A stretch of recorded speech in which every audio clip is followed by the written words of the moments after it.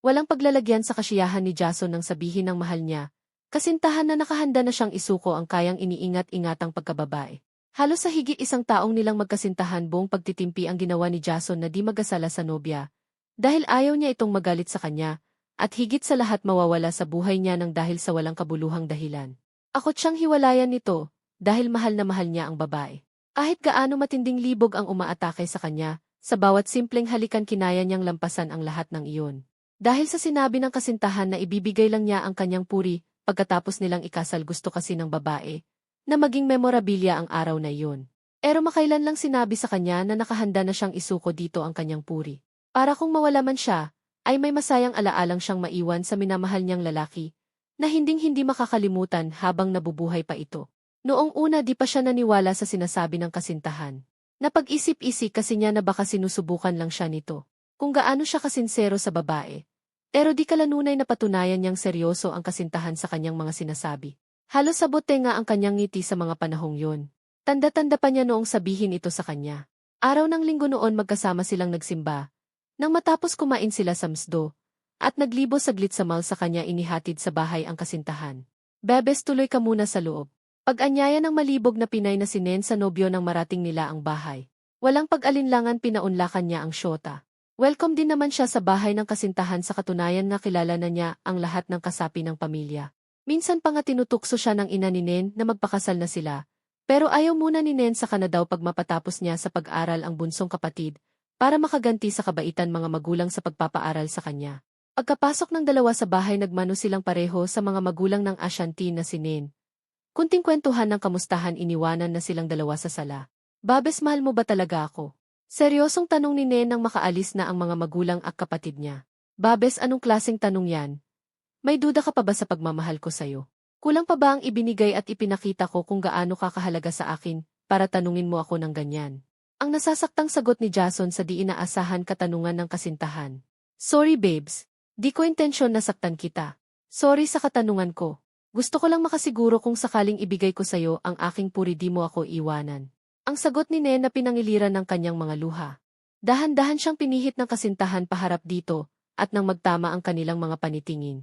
Walang pasabing sinakop ni Jason ang malalambot at mapupula labi, kahit banayad lang ang ginawang halik ng nobyo. Akaibang sarap ang kanyang naramdaman na ikinawala ng kanyang katinuan. Natuto nang maglabang ang kanyang mga labi, ayon sa galaw ng labi, sa pinakamamahal niyang lalaki. Walang imikan ang magkasintahan kapwa, puso lang nila ang nag-usap na nag-uhanan ang malalakas na mga tibok nito. Di na mapigilan ni Nen ang sarili lumabas ang mahihina niyang mga ungol.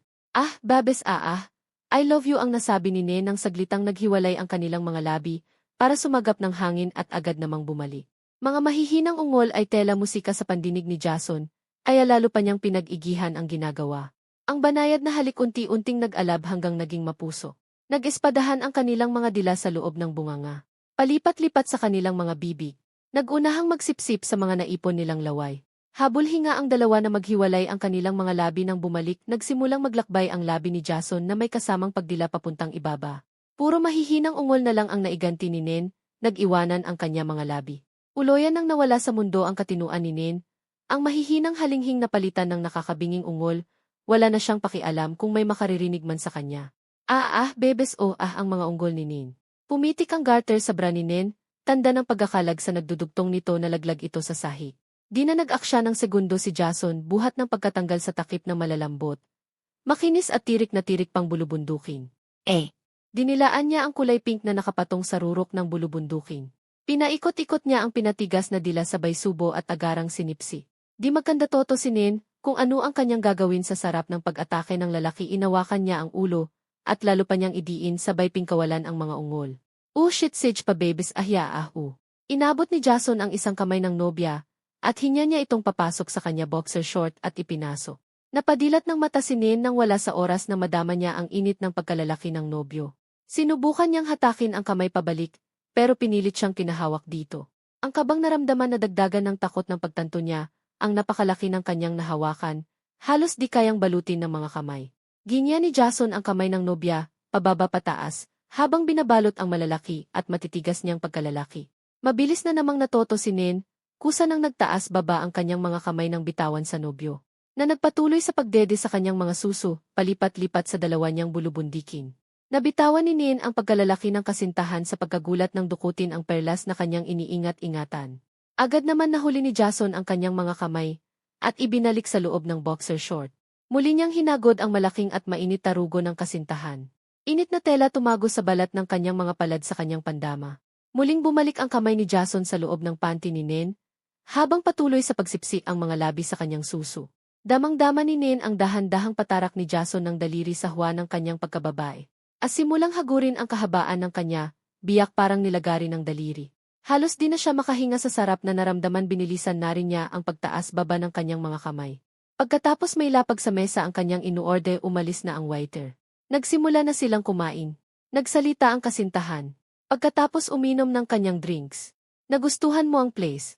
Sabi ni Nen sa napakalamig na boses. Napaka-romantic niya. Sagot ni Jason. Ikaw nagustuhan mo ba? Dugtong na tanong ni Jason. Sobrang ganda niya.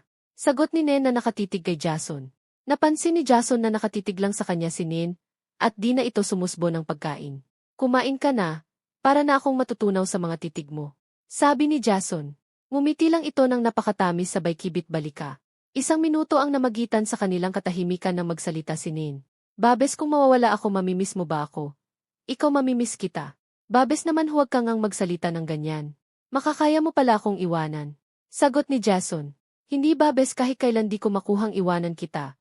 Ikaw ang minahal ko ng ganito pangako, andito lang ako sa tabi mo palagi. Sagot ni Nin. Yun naman pala kaya huwag ka nang magsalita ng ganyan. Sabi naman ni Jason nga nakangiti. Biglang namatay ang ilaw, nagdilim ang buong lungsod. Nag-brown out. Pero pagkaraan ng 5 minuto bumalik agad ang kuryente. Ning, Ning, Ning, saan ka? Awag ni Jason sa kasintahan nang makitang wala na ito sa kinaupuan. Panay ang pagtawag ni Jason sa pangalan ni Nen. Umakbo si palabas ng restauran para hanapin ang kasintahan, pero bago pa siya makalabas tumunog ang kanyang phone, may tumawag. Di na sana niya sagutin ang phone, ang nasa isip niya kung nasaan ang kasintahan, pero nang makita niya sa LC ng phone na si Nen, ang tumatawag, agad niya itong sinago. Babes, saan ka ba nagpunta? Ang agarang sabi ni Jason na umiiyak na sa pag-alala sa kasintahan. Jason, wala na si Nen.